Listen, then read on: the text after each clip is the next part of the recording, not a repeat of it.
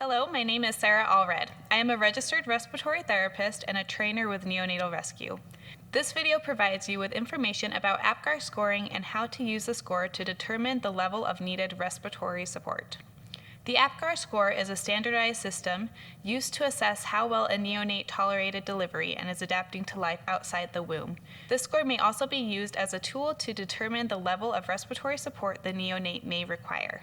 To determine the score, the neonate is assessed and given a score in 5 categories. The individual scores are added together to create a final APGAR score.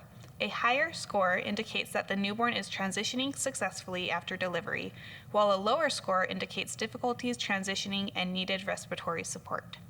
APGAR scores are taken at 1 and 5 minutes following delivery.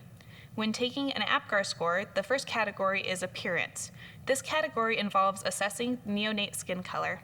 If the baby is completely pink, they receive a score of 2. If the baby has a pink body but the hands and feet are purple or blue, they receive a score of 1. If the baby is completely blue or pale, they are given a score of 0. It is important to note that it is normal for the newborn to initially be more purple or blue, but to pink up as oxygenation increases following delivery.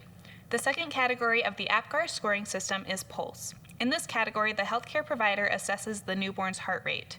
If the baby's heart rate is greater than 100 beats per minute, they are given a score of 2. If the heart rate is slow or irregular, the baby receives a score of 1. If the baby has no pulse, they are given a score of 0.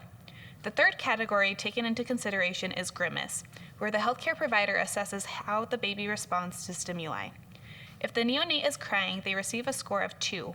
If the baby is not crying but will grimace or withdraw when stimulated, they are given a score of 1. If the baby does not respond to stimuli, the score is 0. The fourth category of the APGAR score is activity. This category assesses the neonate's muscle tone. If the baby's limbs are well flexed, they are given a score of 2. If the baby has some flexion in the arms and legs, they receive a score of 1. If the baby is flaccid or limp, they are given a score of 0. The last category of the APGAR scoring system is respiratory effort. If the baby has a strong cry, they receive a score of 2. If the baby's breathing is slow, gasping, shallow, or irregular, they receive a score of 1. If the baby is not breathing, they are given a score of 0. This table shows the 5 categories that create the APGAR scoring system and how they are scored. Once the individual scores are taken, they are added together to give a final APGAR score. An APGAR score between 0 and 3 indicates the neonate is experiencing respiratory distress and needs immediate attention. In these situations, full resuscitation will be needed. The steps outlined by NRP or the Helping Babies Breathe program should be followed to ensure effective resuscitation is provided.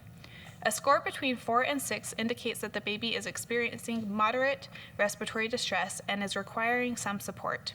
Depending on the baby's signs and symptoms, they may receive oxygen therapy, suctioning, CPAP, or additional stimulation.